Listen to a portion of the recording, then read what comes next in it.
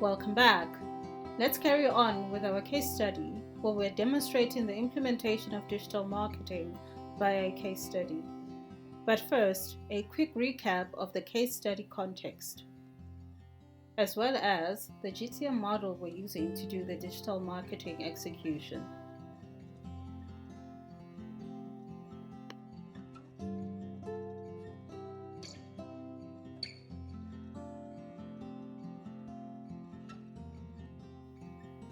So we're done developing our logo using Canva, as well as our website using Wix. Now, we move on to building our social media presence. We'll start with building the social media pages.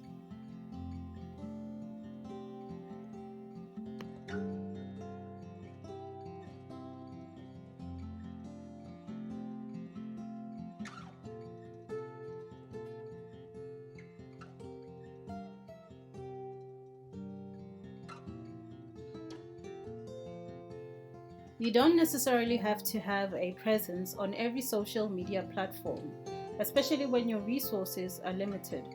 Maximize your presence on social media platforms where you're most likely to be impactful.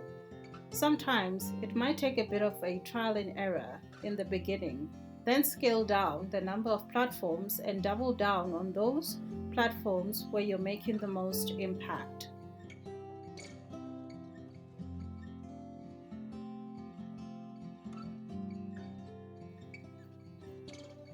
For this exercise, we'll use Twitter and Facebook as the main platforms for communicating with our primary audience, that is, mothers and children needing help. For our secondary audience, that is, potential donors, volunteers, and sponsors, we'll mainly target audiences on LinkedIn as well as Instagram.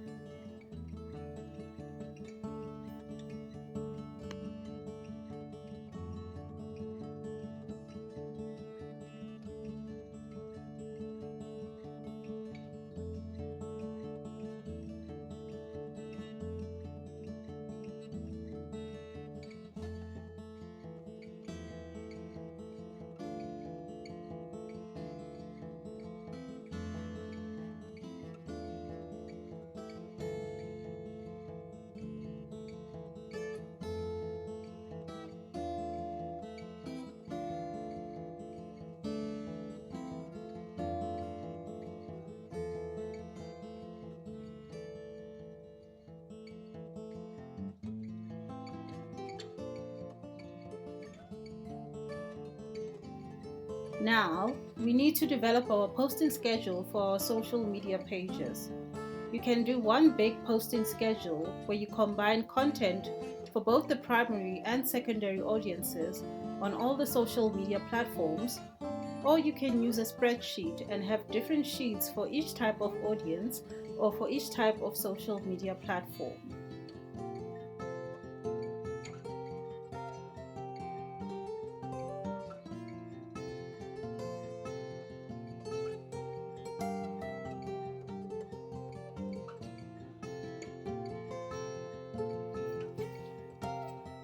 As we said before, if you are short on resources, it's better to keep it simple.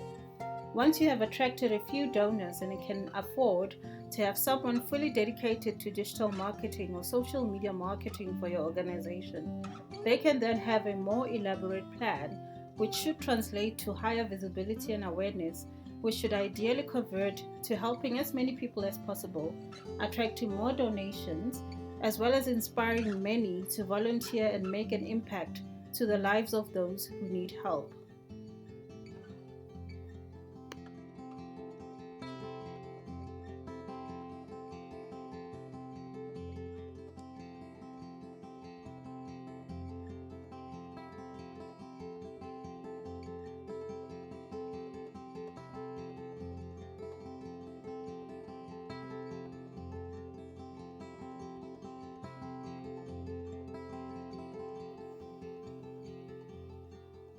You can add more columns, such as a description of the media required and whether you're going to use self-created media such as photos or videos showing volunteers helping at an event, or if you're going to use stock images that will help drive your message across. This becomes important when the person writing the copy for the schedule and doing the actual scheduling and the person developing the visual content are different people. It helps to ensure everyone is working from the same script.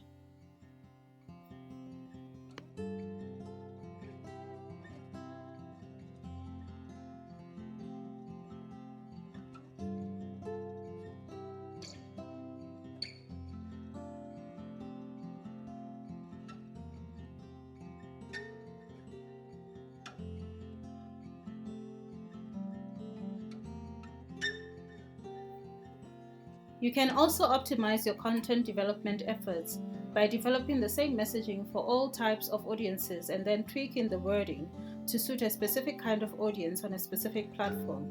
For example, the post copy could read, "We have homes in Johannesburg and Durban." For your primary audience, it matters where exactly those homes are in Johannesburg and Durban, so they know exactly where to go for help. Whereas for your secondary audience, it might be more prudent to rather mention the number of homes and how many women and children they have helped in order to demonstrate not only the impact you're currently making, but how much more impact you can make with their help in terms of donations, sponsorships, and volunteers.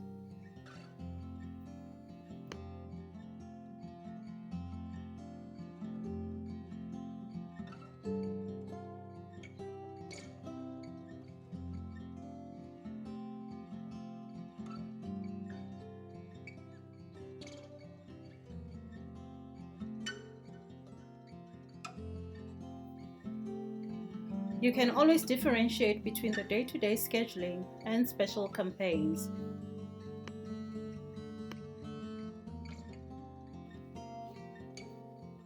For example, if you're using a tool such as Canva for scheduling, the tool will indicate to you special days such as International Women's Day or World Sausage Day, for example, so that you can factor in messaging related to that day in your post for the day. You might also have designed a campaign for the 16 days of activism, for example. It's up to you whether you want to integrate that campaign into your day-to-day schedule or overlay it to run parallel with your day-to-day GTM messaging. It is also up to you whether you schedule all your posts from one scheduling tool or you use the social media platform scheduling tool for some social media platforms and then the rest you post from a third-party scheduling tool. As you pick up your rhythm as a digital marketing specialist, you will find a sweet spot between using native social media platform tools and third-party tools and which one works best, under what context, specifically for your needs and requirements.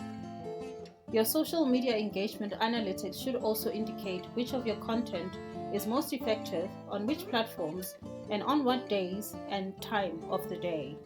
This should then help you modify your scheduled content strategy to ensure your content, the platforms on which it is scheduled, as well as the days and times that the content is scheduled, hits the mark. Data is everything. Do not get taken with the creative work and slack on monitoring and evaluation.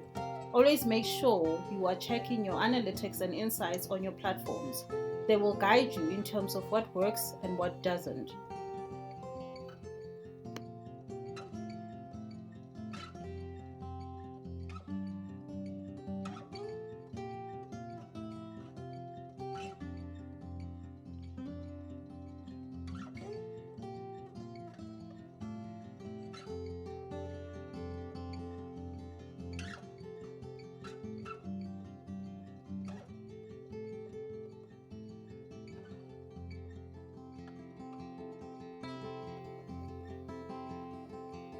And that's it for Chapter 3.2.